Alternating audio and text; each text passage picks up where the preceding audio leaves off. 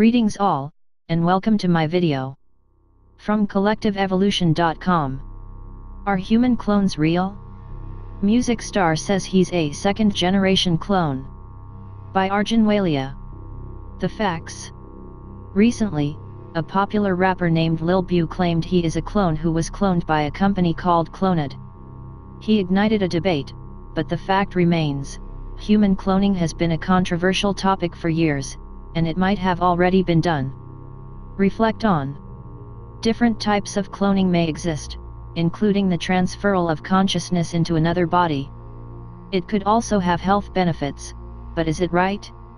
If there's one thing I've learned about the planet, from working at CE for nearly a decade, it's not to instantaneously dismiss a claim, simply because it conflicts with what I currently believe. This has been a problem throughout history, in all fields, and it's not a secret that intellectual authorities have pronounced their supremacy by simply ridiculing aspects of our reality that simply doesn't fit within the framework of accepted knowledge.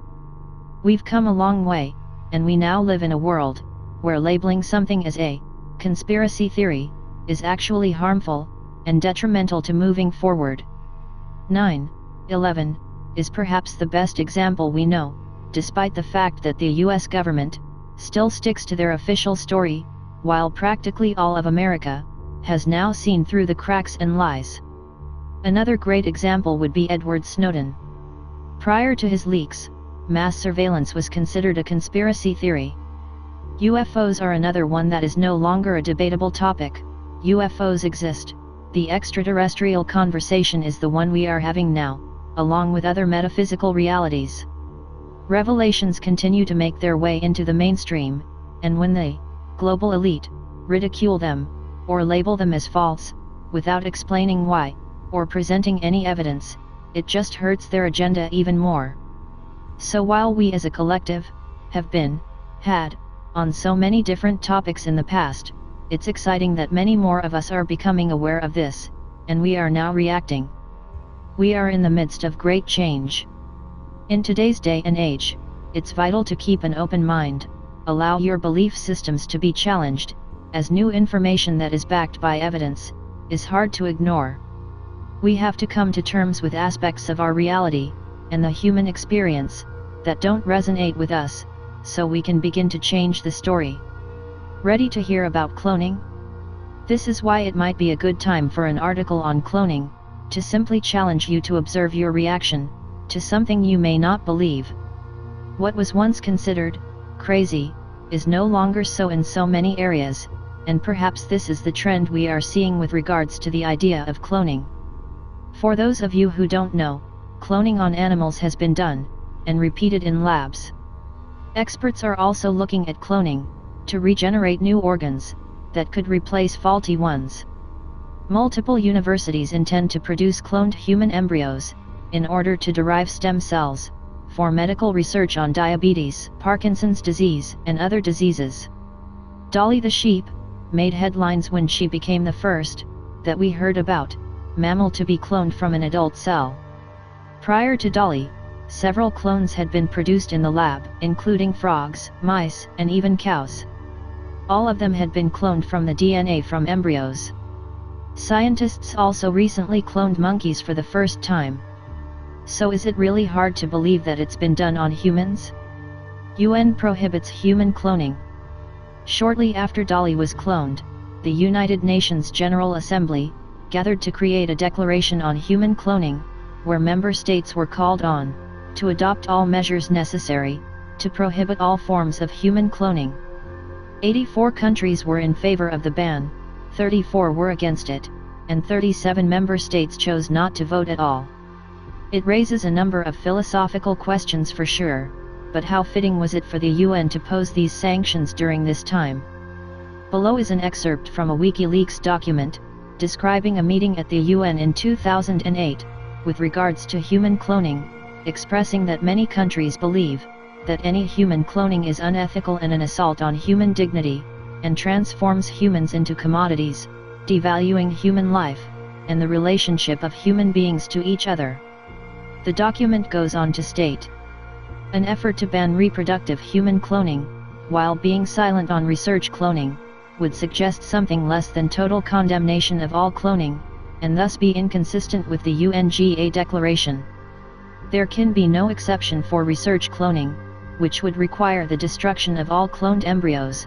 To attempt to justify it, on the basis of potential benefits, would take the ethically untenable position that human life can be created and destroyed, for the convenience of others. And any effort to regulate research cloning would similarly be unacceptable, since it would facilitate what the UNGA has already said should be banned. So, as you can see, human cloning is a serious issue, and has been a serious issue for a while. For someone who has never heard of this type of thing, it might come as a shock that such discussions have taken place. Lil Boo. This is why it caught my attention when celebrity, hip-hop artist, Lil Boo, gave an interview on Vlad TV, stating that he is a second-generation human clone, who escaped from a cloning facility, and that he was cloned by a company called Clonaid. According to him, "I was cloned by Clonaid in Canada, my model number is 0112568, a lot of the memories from Clonaid were erased, so that way the new gen can move forward, with whatever new programming was made, they can remove a fragment of bone that's located here," points to forehead, in between the eyes, and in this fragment of bone, it stores all of your memories and consciousness, and with that, they can make a sufficient replica of yourself, a reproductive version of you, including your memories, and you can be selective as to which ones you keep and don't keep. This process has been around for quite some time. This begs the question, is the same body required for the transferal of consciousness? It's interesting he mentions Canada, because Wikileaks, Julian Assange, also confirmed this a few years ago. Clonaid actually made headline news all over the world, when they announced they'd received a large donation, to fund the cloning of a human child. Dr. Brigitte Boisselier, Ph.D., scientific director of Clonaid, and a former chemist, from Air Liquide, were in charge of the operation, and for years the company was under regulatory suspicion, and bombarded by media coverage. In 2001, she announced that a baby had been born, but following multiple lawsuits and controversy, no evidence of the human clone was provided, and mainstream media insinuated that the entire debacle had been a hoax. Why would the federal government, along with big governing bodies, like the United Nations, openly and publicly stress that human cloning is not allowed if it was not possible? Here's a statement from Bill Clinton during his presidency, regarding the establishment's view on human cloning. "Our administration believes that there are loopholes that could allow the cloning of human beings, therefore today, I am issuing a directive that bans the use of any federal funds for any cloning of human beings. Effective immediately, no federal agency may support, fund, or undertake such activity." Of course, a great deal of support and research in this area is supported by private funds. That is why I am urging the entire scientific and medical community, every foundation, every university, every industry that supports work in this area, to heed the federal government's example. I am asking for a voluntary moratorium on the cloning of human beings. As we gain a fuller understanding of this technology, we must proceed with a conscience. The Raelians. One thing used to ridicule Clonaid, who Kid Boo referred to as just one company, is the fact that they are headed up by what's become known as a cult. They're called the Raelians, and they believe that we are descendants of extraterrestrials, that we were created, in a sense, by intelligent extraterrestrials. They believe that Buddha, Jesus, and many other similar figures, are all messengers of this movement. Their purpose is to create awareness about the idea that if humans become peaceful enough, they will meet and be welcomed by these extraterrestrials. The Raelians have had a long interest in human cloning, for the purposes of extending human life. This is no doubt interesting, especially if you are familiar with collective evolution. We've been creating awareness about UFOs and the extraterrestrial hypothesis since our inception. That being said, I've never done any research on the Raelians, and I don't know much at all about them. Ethical questions. Obviously, There are moral issues, and a number of questions to ask, with regards to human cloning. The first thing on most people's mind, would be the question of, is it natural? Is it playing God? I don't know, but what is natural? Perhaps it is in our nature, to figure out how to extend and expand our material life. At the same time, I believe it's important to have the recognition, that we are talking about life and death.